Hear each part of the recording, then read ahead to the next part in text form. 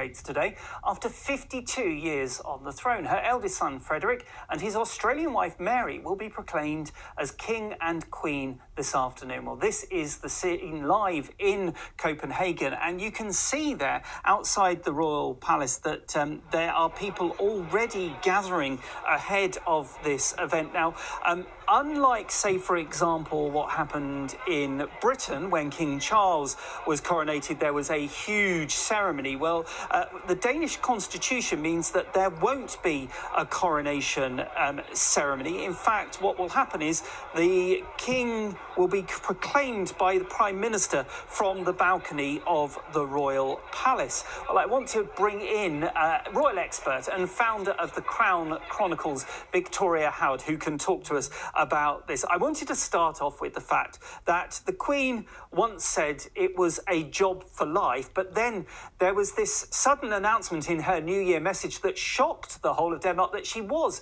going to abdicate. Now, sort of a couple of weeks on, what's the feeling now about the fact that she has done this?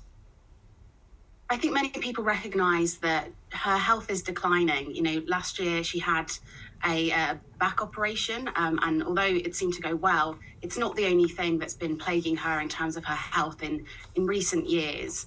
And we've also seen the announcement in 2022 that she was actually removing the titles of her grandchildren through her younger son, Prince Joachim, which actually caused a bit of a stir. There was some family drama there, but it was her trying to take the monarchy forwards. And I think that this is another sign of that. She realises that she can't quite do the job as well as she used to, and that actually Frederick might do a better job and is considered a bit more informal, a bit more popular than she has been. So I think it's a sign of modernising the Danish monarchy.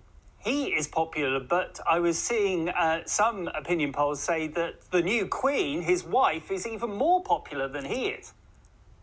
Yeah, and I think that's something we often see, particularly with when the male royal is the one that's going to be taking on the role versus the female, i.e. a female marrying into the royal family. And I do think that comes with that element of glamour and the jewellery that they can access. Margrethe has had one of the largest, most beautiful royal jewellery collections across Europe, I would argue. So I think that is one thing, but also the fact that she came from Australia. Mary and Frederick met during the Olympics in 2000.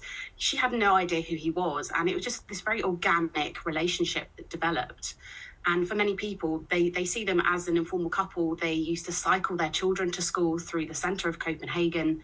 And it's just very much a sign of this new monarchy coming through, embodied in Frederick and Mary. Yeah, and they've been compared, I know, to Kate and William in the United Kingdom. It is something that a lot of the European royal families are having to do, looking to the next generation.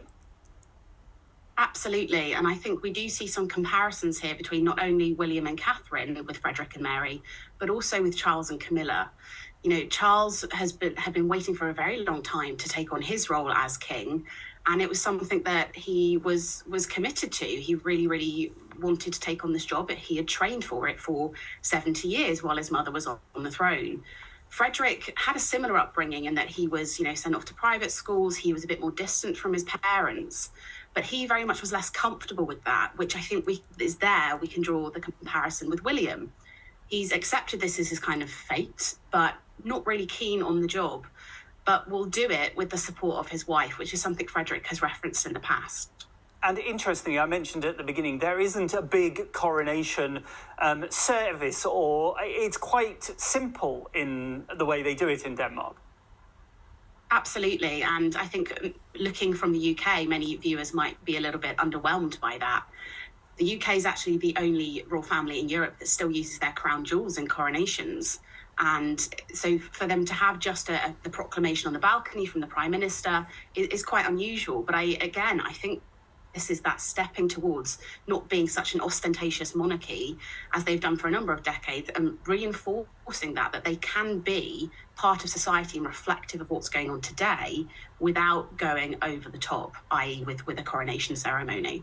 Do you think that the new king and queen will then therefore be seen out in public a little bit more and doing lots more events in Denmark? Absolutely, they're taking on the top job, so to speak. So for them to be seen more is going to naturally be part of that. with two of them. Of course, Prince Henrik died in 2018. That was Margaret's husband. For them to have two people doing the job or supporting one another in that means, of course, they can do more together. And being younger as well, naturally, they've just got that little bit more energy capacity to be able to do that. So I definitely think we'll see them more in the coming months. And equally with a new king and queen, they naturally tend to do more tours and use that soft diplomacy by visiting other countries. Okay, Victoria Howard, royal expert and founder of the Crown Chronicles, thank you very much for joining us, and we'll